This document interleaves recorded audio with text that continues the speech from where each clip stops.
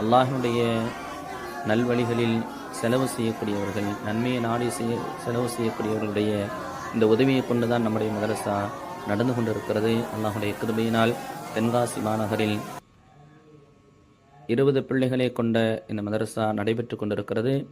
தங்களால் முடிந்த இந்த ரமலானுடைய காலகட்டத்தில் இயன்ற அளவிற்கு உதவி செய்யுங்கள். அல்லாஹு தாலா உங்களுடைய பொருட்களில் பரக்கச் செய்வானாக, வாழ்க்கையில் பரக்கச் செய்வானாக, மனநிறைவான நிம்மதியான வாழ்க்கையை தருவானாக, உலகத்திலையும் நிரப்பமான முழுமையான நன்மைகளை தந்து உலகத்திலையும் வெற்றி பெறுவதற்கும் உயர்வை அடைவதற்கும் அல்லாஹு தாலா அருள் புரிவானாக.